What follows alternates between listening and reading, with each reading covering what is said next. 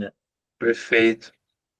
Inclusive, fazendo uma relação com isso, você comentou por último, talvez esse seja um dos maiores benefícios, né, os- ou seja, daquilo que a gente consegue aplicar no nosso dia a dia. Igual você comentou, algo sumamente prático, que você pensa assim, isso vai me afetar diretamente e os resultados eles vão surgir quase que imediatamente, né? Não precisa esperar muito para e realmente qual que é o ponto aí? O que acontece? Os desafios eles vão continuar existindo, as dificuldades vão continuar existindo. Há uma boa quantia de inconsciência, traumas, etc. Só que essa porcentagem de consciência que a gente tem, a gente coloca em movimento, e aí seria como a nossa posição frente a isso.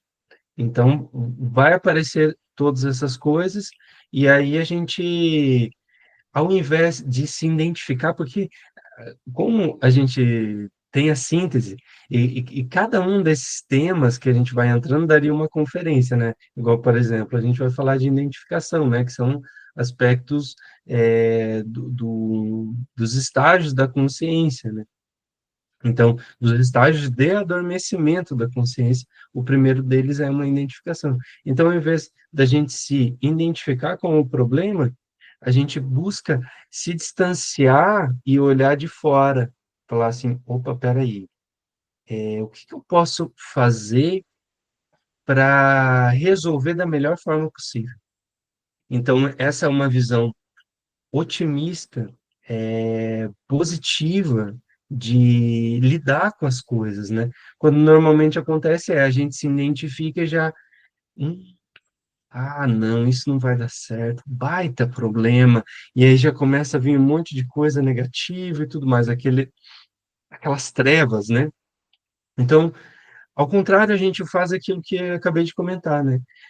Se distancia e percebe, é, como se fosse um espectador e tenta manter o otimismo, a visão mais otimista possível para resolver, e que muitas vezes essa resolução ela não se dá da noite para o dia também, porque tem algumas coisas que podem demorar bastante tempo, né?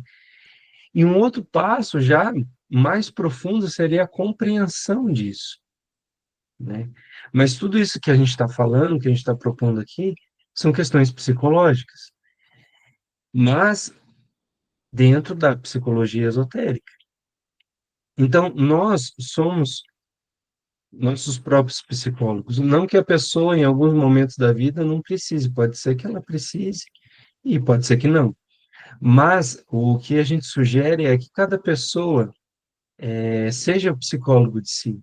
Aí já vai envolver a autoobservação, ou seja, eu preciso me autoobservar, me autoperceber para ter mais clareza de si. E aí vai entrar nos grandes temas, que seria a consciência e o ego.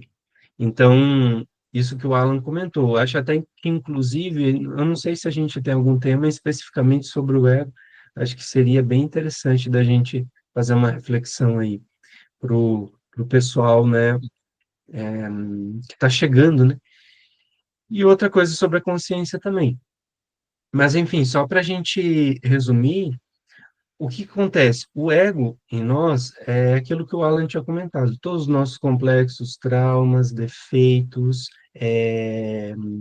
percepções ilusórias da realidade, más percepções, fantasias, etc. Ou seja, em poucas palavras, seriam as nossas trevas, e a consciência é a nossa luz, é aquilo que sabe, aquilo que tem clareza, que pertence às dimensões superiores, inclusive, que estão dentro de nós. Então, o que acontece? A gente vai ficar nessa luta, nesse batalhar. E aí o fato é que grande parte da nossa vida é influenciada pelo ego. Então, por mais que a pessoa ela pense positivo, muitas vezes ela vai pensar e não vai ser o suficiente, ou não vai ter disciplina o suficiente para seguir numa prática dessa, ou por mais que ela pense, por exemplo, eu quero ser abundante, ter mais recurso financeiro, quero ter um novo emprego, que não é um crime, é saudável para todas as pessoas, principalmente quando a gente faz aquilo que gosta. Poder trabalhar, usar mais a nossa vocação, as nossas habilidades, ou seja, é um direito nosso a ter recursos também, né?